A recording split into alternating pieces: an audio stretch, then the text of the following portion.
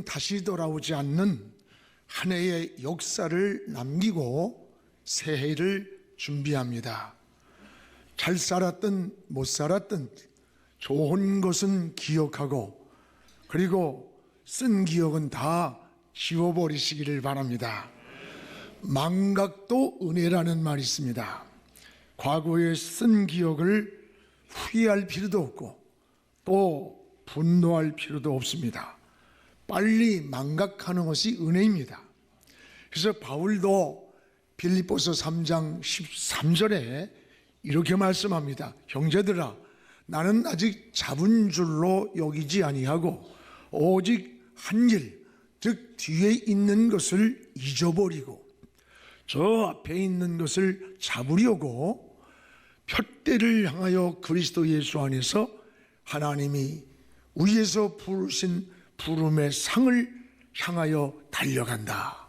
뒤의 것은 잊어버리고 저 앞에 있는 것을 향해 달려간다는 겁니다. 여러분도 좋은 것, 한 해 동안 감사한 것은 기억하되, 그리고 쓴 기억은 지워버리고 이제 꿈을 품고 비상하며 새해를 향해 달려가는 여러분 되기를 주님의 이름으로 축복을 합니다. 꿈은 우리가 갖는 것이고 그 꿈을 이루어 주시는 분은 바로 하나님이십니다. 그래서 꿈은 우리의 목표요 희망이 됩니다. 여러분, 꿈이 없이 인생을 산다고 하는 것은 마치 방향 없이 무작정 길을 떠나는 것과 같습니다. 목적지가 없는 삶이 됩니다. 그러므로 꿈을 갖고 산다는 것은 굉장히 중요한 거예요. 가난한 사람도 내가 부유해지는 꿈을 품어야 합니다. 병든 사람도 다시 건강해질 수 있다고 하는 꿈이 있어야 돼요. 여러분, 진로가 막힌 사람도 하나님이 내 길을 예비해 놓고 있다고 믿어야 합니다. 오늘 우리는 넘어진 사람도 다시 일어나는 꿈을 품고 나가야 돼요. 우리 신앙도 마찬가지입니다. 신앙은 마치 자전거와 같습니다. 자전거의 페달을 계속 밟아야 그 자전거가 넘어지지 않는 것처럼 우리는 꿈을 품고 목표를 향해서 계속 이 신앙의 페달을 밟아야 됩니다. 성경에 보면 하나님이 인간을 축복하실 때 어떻게 했는 줄 압니까? 먼저 꿈을 주셨습니다. 저 아브라함을 축복할 때 동서남북을 바라보라. 보이는 것만큼 너와 네 자손에게 주리라고 약속합니다. 또 요셉을 축복할 때에 11단이 자기 앞에 다 고개를 숙이는 이런 비전을 요셉에게 보여줬습니다. 엘리야도 갈멜산에서 비 오라고 기도할 때 저 손바닥만한 구름 한 점을 보여주면서 꿈을 줬어요. 요한은 반모섬에 귀양살이 할 때에 미래에 되어질 이 묵시적 계시를 그때 보여주신 겁니다. 하나님은 우리에게 꿈을 주시는 분입니다. 하나님의 사람은 이 영적인 눈, 즉 신앙의 눈을 뜨고 하나님의 비전을 바라보는 거예요. 꿈의 사람은 날아가는 새만 보는 것이 아니라 그 새를 만드신 저 하나님을 바라보는 거예요. 아름다운 꽃만 보고 기뻐하는 것이 아니라 그 꽃을 만드신 하나님을 바라보며 영광을 돌리는 겁니다. 사람을 볼 때에도 그 사람을 통해서 하나님이 이루시고자 하는 그 비전을 보는 거예요. 그래서 성경에는 꿈이 없는 백성은 망한다고 했습니다. 꿈은 인생의 목표가 되고 또 방향이 됩니다. 그래서 우리는 2019년에 우리 교회 표어를 이렇게 정했습니다. 이사야 60장 1절 중심으로 일어나 빛을 발하라. 여러분, 비상하며 빛을 발하는 영한 공동체로 정했습니다. 여러분은 새해 무엇보다도 마음속에, 가정에, 인생의 삶에 꿈을 품으십시오. 그리고 목표를 정하고 새해를 준비하시기를 축복합니다. 꿈을 품고 사는 것과 꿈이 없는 삶은 전혀 다릅니다. 마음에 꿈이 있는 사람은 항상 희망이 있어요. 어려운 일을 만나도 인내할 수 있는 에너지가 생기는 겁니다. 오늘 본문은 모세가 죽고 여호수아가 바톤 패스를 이어받는 내용입니다. 하나님은 여호수아에게 제일 먼저 꿈을 주시는 거예요. 40년간 수백만을 이끌고 광야를 나왔던 이 강력한 지도자 모세가 죽었습니다. 그리고 모세의 뒤를 이어 바톤을 받은 이 여호수아는 그토록 원망 불평 많은 이 백성들을 이끌고 지금 저 가나안까지 가야 할 것을 생각하니까 기가 막힌 일이에요. 불안했고 두려웠고 자신감을 잃었을 것입니다. 하나님은 여호수아의 이런 마음을 이미 아시고 여호수아에게 계속 꿈을 주시는 거예요. 내가 모세와 함께 했던 것처럼 여호수아야, 내가 너하고 함께 한다. 너는 마음을 강하게 하라. 마음을 담대하게 하라. 오직 하나님만 바라봐라. 그러면 너의 가는 길을 내가 평탄하게 할 거다. 내가 너의 가는 길을 형통하게 열어주리라고 끊임없이 꿈을 제시하는 거예요. 그렇습니다. 하나님은 우리에게 꿈을 주시는 분입니다. 여러분도 한 해를 보내면서 이제 새해 목표를 분명하게 정하십시오. 그리고 하나님 주시는 이 꿈을 품고 여호수아처럼 비상하면서 새해를 전진하고 준비하는 그런 신앙 되기를 주님의 이름으로 축복을 합니다. 무엇보다 하나님은 이 여호수아에게 두 가지 약속의 꿈을 주셨습니다. 오늘 2절, 3절을 우리 같이 읽어보겠습니다. 내 종 모세가 죽었으니 이제 너는 이 모든 백성과 더불어 일어나 이 요단을 건너 내가 그들을 곧 이스라엘 자손에게 주는 그 땅으로 가라. 그 땅으로 가라. 우리 3절, 내가 모세에게 말한 바와 같이 너희 발바닥으로 밟는 그것은 모두 내가 너희에게 주었다. 오늘 두 가지 약속의 꿈을 줍니다. 가라. 두 번째는 발바닥으로 밟는 그 땅을 앞으로 줄 것이 아니라 너에게 이미 주셨다는 약속입니다. 오늘 2절에 중단하지 말고 가라는 거예요. 중단하지 말고. 내 종 모세가 죽었다. 이제 내가 이스라엘 자손들을 이끌고 저 가나안을 향해서 가라는 거, 가라는 거. 오늘 모세가 죽었다는 말은 이제부터는 네가 이 백성을 이끌고 가야 한다는 거예요. 하나님은 여호수아에게 이 바톤 패스를 해주신 겁니다. 그리고 여호수아를 향해서 가라는 거예요. 오늘 가라고 하신 이분이 누굽니까? 하나님이에요. 하나님이 가라고 하실 때는 반드시 책임져 주신다는 약속이 있는 겁니다. 하나님의 약속을 믿고 가는 것, 그게 바로 믿음이에요. 그래서 믿음은 언제나 우리의 도전이 필요합니다. 그리고 모험을 요구하는 것입니다. 여러분, 항상 비전은 우리가 갖는 것이고, 그리고 그 비전을 이루어 줄 수 있는 분은 하나님이십니다. 그런데 하나님이 가라고 할 때에 여호수아는 앞이 캄캄했습니다. 환경을 바라볼 때에 두렵고 불안했고 자신감이 없었습니다. 워낙 강력한 지도력을 가졌던 모세가 죽었고 원망 많은 저 백성들을 이끌고 저 가나안까지 그 길을 가야 한다고 생각할 때 도저히 자신이 없는 거예요. 그런데 하나님은 이런 여호수아를 알면서 무조건 가라는 거예요. 가라. 여러분, 여기에 중요한 하나님의 요구가 뭔 줄 압니까? 바로 여호수아에게 믿음을 요구하는 거예요. 하나님은 여호수아를 향해 믿음을 요구했습니다. 여러분, 신앙이 뭡니까? 신앙은 하나님의 약속을 믿고 가는 거예요. 하나님은 여러분에게도 이 시간 여러분에게 여호수아처럼 끊임없이 믿음을 요구하는 거예요. 우리에게 가장 중요한 게 뭘까? 하나님을 신뢰하는 믿음입니다. 그래서 오늘 본문을 관통하는 키워드가 뭐냐? 믿음이라는 거예요. 여호수아야, 모세가 죽었어도 괜찮다. 내가 너와 함께 한다. 내가 내 길을 인도한다. 가라, 가라, 가라는 거예요. 가라고 하신 분이 하나님이에요. 그분이 책임진다는 약속이에요. 오늘 이 여호수아를 향한 하나님의 요구는 한 가지, 믿음이에요. 오늘 저와 여러분에게도 한 해를 결산하고 새 해를 준비하는 우리에게 가장 필요한 게 뭔가? 믿음이라는 사실이에요. 하나님이 가라고 하실 때 책임져 주신다는 약속, 이 약속을 믿고 전진하는 여호수아처럼 여러분도 이제 새해를 향해 하나님의 약속을 붙잡으십시오. 그리고 그 약속을 믿고 발을 내딛는 행동하기를 주의 이름으로 축원합니다.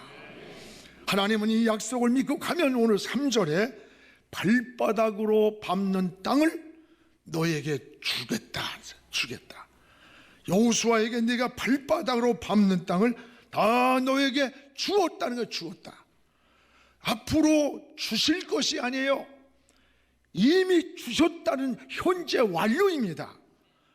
여러분, 발바닥으로 밟고 나가는 그 땅을 이미 주셨다는 거예요. 엄청난 비전을 주시는 거예요. 그렇다면 이제 여호수아가 할 일은 뭐예요? 그 하나님의 약속을 붙잡고 지금 믿음으로 그 땅을 밟으며 나가야 되는 거예요. 그게 바로 여호수아가 해야 할 일이고 이것이 바로 믿음입니다. 하나님은 끊임없이 뭘 우리가 볼 수 있어요? 여호수아에게 믿음을 요구하고 있다는 거예요. 가라, 가라. 내가 이미 그 땅을 줄 게 아니야. 이미 내가 주었어. 너한테 밟고 나가면 내 땅이 되는 거야. 오늘 여러분, 우리에게도 하나님이 뭘 요구할까요? 헌신, 예배 아니에요. 믿음이에요. 믿음이 있어야 기도도 하고, 믿음이 있어야 예배도 드리고, 믿음이 있어야 헌신도 하는 거예요. 오늘 하나님은 여호수아를 향해 믿음을 요구하신 하나님은 저와 여러분을 향해서도 오늘 시간에 믿음을 요구하고 있다는 것을 기억하시기를 축복합니다. 이제 여러분, 지나간 시간을 뒤돌아볼 필요가 없어요. 우린 다가오는 새해를 향해 인생의 목표를 정하십시오. 그리고 오직 믿음으로 비상하며 전진하는 우리 신앙 되기를 주의 이름으로 축원합니다. 또 하나, 하나님은 오늘 여호수아를 향해 약속을 붙잡아, 이 약속을 붙잡으라는 겁니다. 우리 5절, 6절을 같이 읽어보겠습니다. 네 평생에 너를 능히 대적할 자가 없으리니 내가 모세와 함께 있었던 것 같이 너와 함께 있을 것임이니라. 내가 너를 떠나지 아니하며 버리지 아니하리니. 6절, 강하고 담대하라. 너는 내가 그들의 조상에게 맹세하여 그들에게 주리라 한 땅을 이 백성에게 차지하게 하리라. 하나님은 두 가지 약속을 붙잡으라는 거예요. 오늘 여기 5절에는 너를 당할 자 없다, 너와 함께 한다, 너를 버리지 않는다, 이걸 한마디가 뭐예요? 함께라는 말. 함께. 누구와 함께? 하나님과 함께. 하나님의 이 약속을 붙잡으라는 거예요. 여러분, 하나님이 함께 하신다는 약속보다 더 큰 위로, 더 큰 힘이 어디 있겠어요? 이 약속을 믿고 담대하게 앞으로 가라는 거예요. 하나님이 함께 하시면 염려할 것이 없습니다. 두려울 것이 없습니다. 가장 큰 은혜가 뭐라고 생각해요? 함께입니다. 누구와? 하나님과. 하나님과 함께 하신다는 약속입니다. 우린 어디를 가느냐, 내가 무엇을 하느냐보다 더 중요한 것은 그곳에 하나님이 나와 함께 하시는가, 나와 동행하는가가 더 중요합니다. 우리는 새해를 출발하고 있지만 개인적인 문제뿐 아니라 사회적인 문제, 국가적인 문제, 또 남북 문제든 산적한 일들이 굉장히 많습니다. 그러나 두려워할 것 없습니다. 하나님이 함께 하시면 됩니다. 하나님이 동행하시면 됩니다. 하나님이 함께하는 곳에 보호가 있습니다. 인도가 있습니다. 하나님의 은혜가 있기 때문입니다. 그래서 다윗은 내가 사망의 음침한 골짜기를 다닐지라도 내가 해를 두려워하지 않으면 주께서 나와 함께하기 때문이라는 거예요. 그렇습니다. 중세 기독교의 성자로 불리는 이 오거스틴이 어느 날 설교 초청을 받았습니다. 근데 그 설교를 하는 곳에 길을 몰라서 안내자를 따라가게 되었습니다. 근데 이 안내자가 길을 잘못 인도해서 그날 설교를 하지 못하고 다시 집으로 돌아와야 됐어요. 몹시 하나님 앞에 괴로웠고 낙심이 됐어요. 그런데 알고 보니까 만약에 그날 그 목적지에 갔더라면 오거스틴은 죽었습니다. 오거스틴을 죽이려고 하는 사람들이 몽둥이와 칼을 들고 그곳에서 기다리고 있었다는 겁니다. 하나님은 안내자의 방향을 잃게 해서 그 죽음의 길을 피하게 하셨다는 거예요. 이처럼 하나님의 사람들의 길을 하나님은 우리는 모르지만 구체적으로 우리의 인생을 인도하고 있다는 것을 믿으시기를 축원합니다. 2000년 전에 동방박사들을 별이 떠올라서 갈 길을 몰랐지만 별을 따라서 동방에서부터 저 여러분 이집트에서부터 저 베들레헴까지 인도한 그 별이 2000년 전의 인도가 아니에요. 하나님은 우리가 알게도 모르게도 지금도 여러분의 인생을 인도하고 있고 여러분의 길을 함께 동행하고 있다는 것을 깨닫기를 축복합니다. 항상 우리는 하나님의 함께 하심이라는 게 중요해요. 새 무슨 일을 하든지 여러분이 사업을 하든 인생의 진로를 정하든 하나님이 함께하는 삶이 되기를 주의 이름으로 축원합니다. 또한 무엇보다도 하나님은 여호수아를 향해서 내가 너와 함께한다 그러면서 6절에 보니까 마음을 강하게 하라, 마음을 강하게 하라. 하나님은 꿈을 지시하면서 그 다음에는 끊임없이 마음을 이야기해요. 여호수아야 마음을 강하게 하라, 마음을 담대하게 하라. 마음입니다. 마음이 중요한 거예요. 마음이 무너지면 인생이 무너져요. 아무리 부부가 같은 잠을 자고 있어도 마음이 떠나면 헤어집니다. 마음이 흔들리는 순간 모든 게 흔들리는 거예요. 마음이 중요한 거예요. 오늘 사실 여호수아의 마음은 굉장히 불안하고 두렵고 자신감을 잃었을 이런 것을 하나님은 너무 다 잘 알고 계셨어요.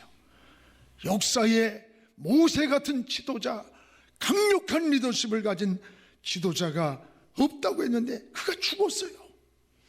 그리고 원망 많은 이 백성들을 이끌고 저 가나안 땅까지 간다고 생각할 때 앞이 캄캄했을 것이고 불안과 두려움이 왔을 것이고 자신감이 없었을 거예요. 이런 자신감을 상실한 여호수아를 아신 하나님은 끊임없이 오늘 6절에도 7절에도 9절에도 반복해서 여호수아야 마음을 강하게 가져라, 마음을 담대하게 하라. 너와 하나님이 함께한다. 여러분, 내가 하나님이 함께 하신다. 내 길을 인도해 준다. 평탄하게 한다. 형통하게 한다. 오늘 왜 반복해서 마음을 이야기했을까? 우리 사람에게 가장 중요한 게 마음이에요. 마음이 흔들리면, 마음이 무너지면, 마음이 떠나면 떠나는 거예요. 그래서 솔로몬도 사람의 무릇 지킬 만한 것 가운데 네 마음을 지키라. 이 마음의 절망과 좌절과 불안에 있는 이 여호수아를 향해서 마음의 자신감을 회복하는 거예요. 오늘 여러분도 새해를 출발하면서 신앙의 자신감 있는 믿음을 가지고 출발하기를 축복합니다. 이 자신감이 얼마나 중요한 줄 알아요? 어느 심리학자의 글을 보니까 사람이 자신감을 상실할 때 세 가지 반응이 나타난답니다. 하나는 열등감이 강해진대요. 자신감이 없는 사람일수록 열등감에 잘 빠집니다. 열등감은 자기를 과소평가해요. 자존감을 상실하고 또 이런 사람일수록 시기심이 많대요. 질투심이 많은 거예요. 자기를 스스로 학대하는 거예요. 또야 여러분, 이 자신감이 없는 사람은 피해의식이 강하답니다. 그래서 뭐든지 긍정적인 것보단 부정적인 삶을 산대요. 똑같은 자리에서 똑같은 말씀을 듣고도 긍정적인 사람은 말씀을 듣고 내 영혼이, 내 마음이 상처가 치유받았습니다라고 간증을 한다면, 부정적인 사람은 상처를 받았다고 말한다는 거예요.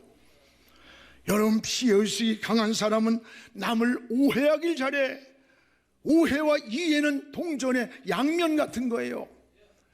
이해하면 오해가 이해가 되고 이해가 오해가 될 수 있는 거예요. 이런 사람들은 피해의식에 빠져서 늘 좌절감이 많고 분노가 많고 상처가 많다는 거예요. 또한 자신감을 상실할 때 비교의식이 강하답니다. 자기보다 못난 사람, 가난한 사람, 지위가 낮은 사람, 이런 사람들 앞에서는 아주 우월감이 뛰어나대요. 그런데 자기보다 많이 배운 사람, 더 높은 사람 앞에 가면 주눅이 들어가지고 아주 비열한 행동을 한답니다. 이런 심리적 증상들은 자신감의 상실에서 오는 거래요. 자신감의 상실. 맞습니다. 이 열등감, 피해의식, 그리고 비교의식이 우리 마음에 무서운 상처를 줍니다. 여러분, 이 비교의식이 얼마나 무서운 줄 알아요? 이것은 우리 마음의 상처로 끝나는 게 아니라 영적인 세계에서는 사단이 들어오는 통로라는 걸 알아야 돼요. 사랑하는 여러분이요, 우리는 하나님의 음성에 귀를 기울이고 자신감을 회복하기를 축복합니다. 오늘 하나님은 자신감을 잃고 연약한 이 여호수아를 향해서, 여호수아야, 내가 너와 함께한다. 내가 너를 마음을 강하게 가져, 마음을 담대하게 가지라고 여호수아는 계속 들려줍니다. 자신감을 회복하라는 거예요. 오늘 여호수아에게 말씀하신 하나님이 여러분에게도 들려주는 주의 음성이 되기를 주의 이름으로 축원합니다. 저는 늘 그런 생각에, 세상에는 여러분보다 잘난 사람 없어요. 또 여러분보다 못난 사람도 없어요. 세계 인구가 76억이랍니다. 76억 가운데 비슷한 사람은 있지만 똑같은 사람은 없다는 거예요. 오늘 여러분, 그렇다면 우리는 사람을 보고 환경을 보고 비교하지 마십시오. 기죽지 마십시오. 오늘 우리 사람과 비교하지 말고 하나님과의 수직적 관계에서 비전을 품고 하나님을 향해 비상하며 나르는 여러분 새해를 출발하기를 주의 이름으로 축원합니다. 이제 여호수아가 해야 할 역할입니다. 세 번째는 이제 여호수아가 해야 할 역할이 무언가? 오늘 7절, 8절을 우리 같이 한번 읽어보겠습니다. 오직 강하고 극히 담대하여 나의 종 모세가 네게 명령한 그 율법을 다 지켜 행하고 우로나 좌로나 치우치지 말라. 그리하면 어디로 가든지 형통하리라. 우로 좌로 치우치지 말아라. 8절에 이 율법책을 네 입에서 떠나지 말게 하며 주야로 그것을 묵상하여 그 안에 기록된 대로 다 지켜 행하라. 그리하면 내 길이 평탄게 될 것이며 내가 형통하리라. 하나님은 여호수아가 해야 할 역할을 두 가지로 알려줍니다. 야, 너 이제부터 좌로 우로 치우치지 말아라. 7절에 8절에는 여호와의 율법책을 네 입에 가까이 하고 그리고 그걸 묵상하라. 그리하면 내 길이 평탄해진다. 내가 형통하도록 하나님이 인도할 것이라고 약속하는 겁니다. 그렇습니다. 오늘 여기 7절에 좌로나 우로나 치우치지 말라. 이게 뭐예요? 흔들리지 말라는 거예요. 오늘 여러분 신앙이 흔들립니까? 사명이 흔들립니까? 믿음이 흔들립니까? 좌로 우로 치우치지 말라는 거예요. 하나님 약속을 믿고 가라는 거예요. 마치 벳세메스로 가는 소와 같습니다. 벳세메스로 가는 소는 젖떨어진 새끼 송아지가 뒤에서 울고 있는 거예요. 복개를 메고 지금 벳세메스로 가는 길에 또 좌우에는 푸른 풀밭이 유혹을 하는 거야. 새끼의 울음소리가 들리는 애정도 끊고 풀밭의 유혹도 이기고 좌로 우로 치우치지 않고 저 벳세메스까지 달려갔습니다. 이 벳세메스로 가는 이 소가 누군 줄 압니까? 바로 우리가 가야 할 신앙의 길이에요. 믿음의 길이며 이것이 사명의 길이라는 것을 기억하시기를 바랍니다. 우리는 우리 인생 앞에 어떤 복병이 기다리고 있는지 몰라요. 그러나 두려워하지 마십시오. 하나님이 우리와 함께 하시는 거예요. 여러분, 좌우로 치우치지 마십시오. 오직 저 십자가의 예수 그리스도, 저 하나님만 바라보고 가면 하나님이 책임져 주십니다. 또 한 가지는 8절에 하나님의 말씀을 붙잡으라는 거예요. 하나님 말씀. 진정한 믿음은 하나님 말씀 붙잡고 사는 거예요. 기도도 여러분 하나님 말씀 붙잡고 기도하는 거예요.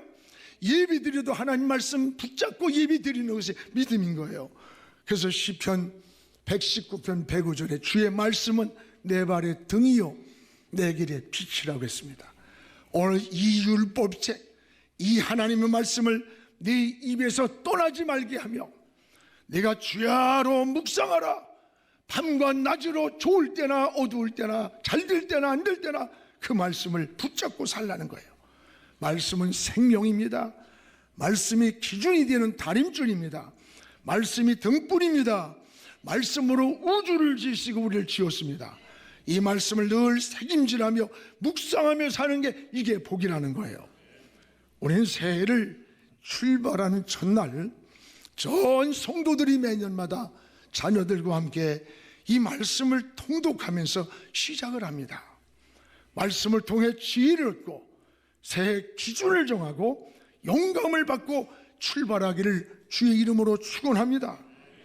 오늘 그리야만 말씀을 붙잡으면 내 길이 평탄하리라, 내가 형통하리라, 하나님의 약속이에요. 새해도 여러분의 가는 길이 복병 같은 장애물이 있을지라도 두려워하지 마십시오. 하나님이 평탄하게 인도해 주실 것입니다. 막힘없는 형통한 길로 여러분의 앞길을 축복해 주시기를 주의 이름으로 축원합니다.